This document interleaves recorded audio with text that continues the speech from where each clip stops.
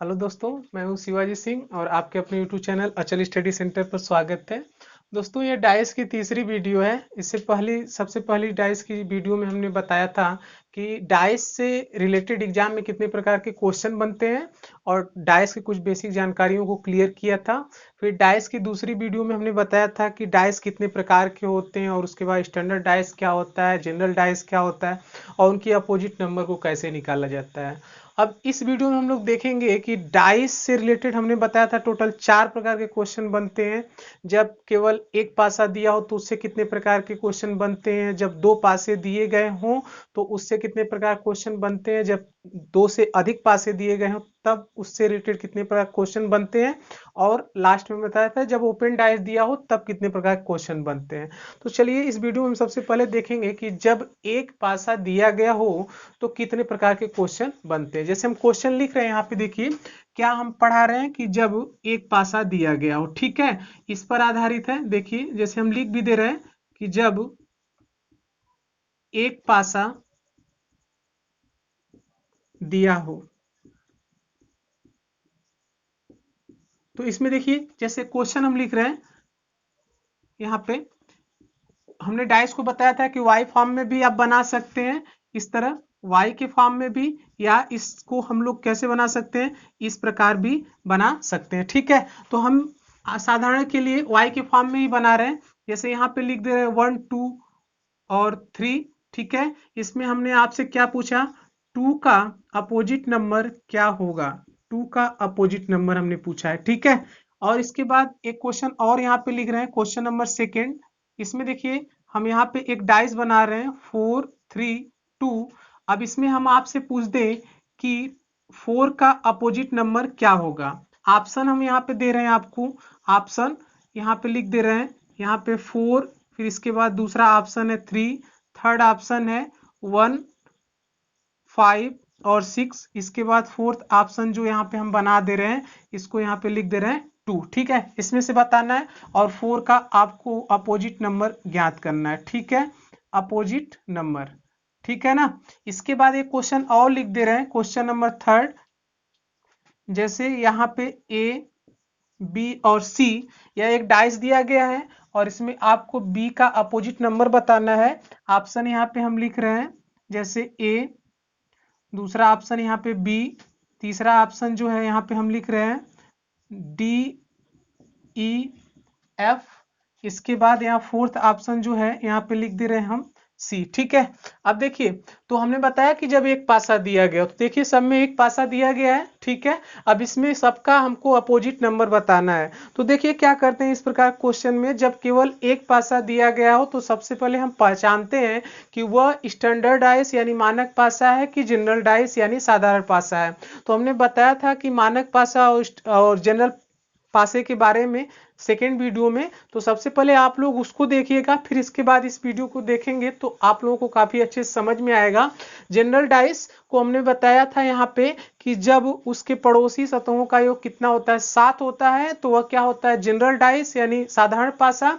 और जब उनके पड़ोसी सतहों का योग 7 नहीं होता है तो वह क्या होता है, मानक पासा होता है। तो आप लोग पहले क्वेश्चन को देखिए यहाँ पर, अगर इनके पड़ोसी सतह यानी इससे जुड़ी हुई सतह, तो अगर इनको जोड़ा जाए यानी 1 + 2 को हम लोग जोड़ेंगे तो इनका सम क्या 7 आएगा, नहीं आ सकता, 3 आएगा। इसी प्रकार 2 में 3 को जोड़ेंगे तब भी इनका सम 7 नहीं आएगा, 5 आएगा। इसी प्रकार 1 को 3 में जोड़ेंगे तब भी इनका सम 7 नहीं आएगा। इससे क्या क्लियर हुआ कि यह जो डाइस है यह किस प्रकार का डाइस है, स्टैंडर्ड डाइस है। कैसा है, मानक पासा है। तो मानक पासा के अपोजिट नंबर हमने निकालने के लिए तरीका भी सेकेंड वीडियो में बताया है। तो इसमें क्या करते हैं, हमने बताया था कि इसकी अपोजिट नंबर कैसे निकालते हैं। अब हमें क्लियर होगा कि यह एक मानक पासा है। अब मानक पासा की अपोजिट नंबर हम लोग कैसे निकालते हैं, हमने इसकी परिभाषा बताया था कि ऐसा पासा जिसके 2 अपोजिट नंबर यानी सतह या फलक का योग क्या होता है, 7 होता है। तो हमने किसका पूछा है, 2 का। तो 2 का अपोजिट नंबर हमने पूछा है, तो 2 में क्या जोड़ेंगे आप कि उसका योग 7 आएगा। तो 2 में हम लोग क्या जोड़ेंगे, 5 जोड़ेंगे। जब 2 में हम लोग 5 जोड़ेंगे तो उनका सम कितना आ जाएगा, 7 आ जाएगा। देख लीजिए, यानी 2 + 5 हम लोग करेंगे तो इनका सम कितना आ गया, 7 आ गया। क्लियर है ना। यानी इसमें 2 का अपोजिट नंबर आपसे पूछा था तो इसका सम कितना आ जाएगा, 7 आ जाएगा। यानी जब एक पासा दिया गया होगा तो आपको सिंपल है, सबसे पहले पहचानिएगा कि वह स्टैंडर्ड डाइस है कि जनरल डाइस है। ठीक है, तो पहले का क्लियर हुआ। यह एक मानक पासा है, मानक पासा का जो अपोजिट नंबर क्या होता है, दोनों अपोजिट नंबर का सम 7 हो जाए, वही नंबर या फलक एक दूसरे के क्या होती हैं, अपोजिट नंबर होती है। ठीक है, अब देखिए सेकंड में क्या करेंगे हम लोग, सबसे पहले यहाँ देखेंगे। अब 4 और 3 को हम लोग जोड़ेंगे, इनका सम कितना आ जा रहा है, 7 आ जा रहा है। यानी क्लियर हुआ कि यह कैसा पासा है, जनरल डाइस यानी साधारण पासा है। तो साधारण पासा में हमने बताया था कि हम लोग अपोजिट नंबर किस प्रकार निकालते हैं। इसमें ऐसा कुछ भी नहीं कहा गया कि इनके विपरीत सतहों का योग 7 होता है। ठीक है, तो इसमें हम लोग कैसे निकालते हैं, हमने बताया था दो बात कि कभी भी दो अपोजिट नंबर ना ही एक साथ दिखाई दे सकती हैं और ना ही एक साथ छिप सकती हैं। तो इसमें आपसे अपोजिट नंबर किसका पूछा गया, 4 का। तो यानी जब विपरीत संख्या होती है तो विपरीत संख्या एक दूसरे के ना ही कभी दिखाई देती है साथ में और ना ही एक दूसरे के साथ कभी भी छिप सकती हैं। ठीक है, तो आप बताइए 4 का अपोजिट नंबर यानी 2 और 3 इसके साथ दिखाई दे रहा है ना। यानी 2 और 3 अपोजिट नंबर कभी भी नहीं हो सकती हैं। तो इसमें से ऑप्शन में जहां पे 2 है और 3 है, इसको तो हम कैंसिल कर देंगे। और कोई नंबर स्वतः क्या अपने आप के स्वतः अपोजिट होती है, नहीं होती है। यानी 4 का अपोजिट नंबर 4 तो हो ही नहीं सकता। यानी अब इसके अलावा क्या ऑप्शन बचा, थर्ड, यानी 1, 5 और 6। यानी देखिए, अब जनरल डाइस में क्या होता है, अपोजिट नंबर जो डाइस में नंबर नहीं दिखाई देती है उन्हीं नंबर में से कोई उसकी एक अपोजिट नंबर होती है। तो इस पे क्या क्या नंबर नहीं दिखाई दे रहा है, 1 नहीं दिखाई दे रहा है, इसके बाद 5 नहीं दिखाई दे रहा है और 6 नहीं दिखाई दे रहा है। तो लेकिन हम क्लियर नहीं कर सकते जनरल डाइस में कि इनमें से कौन होगा, इसलिए तीनों ऑप्शन, तीनों हम लोग आंसर देंगे कि 1, 5 और 6 में से कोई 4 की अपोजिट नंबर हो सकती है। इसी प्रकार का इसमें अगर 2 का भी पूछा जाता तो भी आप बताइए, 2 के सामने यहाँ पे 4 और 3 दिख रही है, यानी अपोजिट नंबर ना ही एक साथ दिखाई देती हैं और ना ही एक साथ छिप सकती हैं। तो ये तो नहीं हो सकती 2 का। अब 2 का इसमें कौन कौन से नंबर नहीं दिखाए, वही 1, 5 और 6। तो इन्हीं में से इसका भी कोई एक नंबर हो सकता है, 1, 5 और 6 में से कोई जो है अपोजिट नंबर 2 का भी हो सकता है। ठीक है, क्लियर हुआ।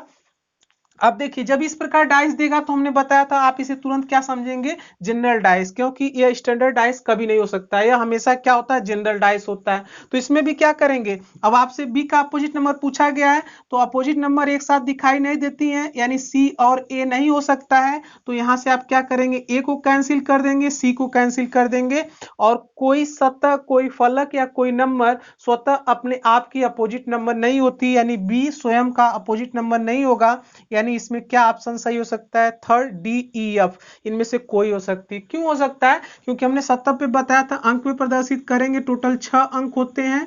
ठीक है, 1, 2, 3, 4, 5 और 6 होते हैं। या अगर आप लेटर में लिख रहे हैं तो जैसे ए, बी, सी, डी, ई और क्या होते हैं, एफ होते हैं। तो आप देखिए, इसमें से अगर यहाँ पे लेटर में लिखा गया है तो यानी ए, बी, सी इस पे डाइस पे दिख रहे हैं, बी का अपोजिट नंबर पूछा गया है, यानी ए और सी तो हो ही नहीं सकता और वो बी का स्वयं मतलब बी उसका अपोजिट नंबर भी नहीं हो सकता, यानी ये कैंसिल हो जाएंगे। अब डी, ई, एफ में से क्लियर नहीं कि कौन सा होगा, इसलिए तीनों को हम लोग प्रदर्शित करके लिख देंगे कि इन तीनों में से बी का कोई भी अपोजिट नंबर हो सकता है। तो जब एक पासा दिया गया हो तो इसमें इतना ही प्रकार के क्वेश्चन बन सकते हैं और सिंपल है कि आप सबसे पहले उसमें पहचानेंगे कि इसमें मानक पासा कौन सा है, कौन सा जनरल डाइस है। ठीक है, तो आप जनरल डाइस और स्टैंडर्ड डाइस को पहचानेंगे और उसके बाद उसके आधार पर अपोजिट नंबर आप लोग फाइंड आउट करके बताएंगे। क्लियर है, इसे नोट डाउन करिए। इसके बाद इससे अगली वीडियो में हम लोग पढ़ेंगे कि जब दो पासे दिए गए हों, उसमें हमने बताया था 3 कंडीशन बनती है। जब दो पासे दिए गए हों उसमें हमने बताया था कि जब एक नंबर कॉमन हो तो कितने प्रकार क्वेश्चन बनेंगे। इससे अगली वीडियो में हम लोग उस पर आधारित क्वेश्चन को सॉल्व करेंगे और उसको खूब अच्छे से समझेंगे। ठीक है, तब तक के लिए थैंक यू, धन्यवाद।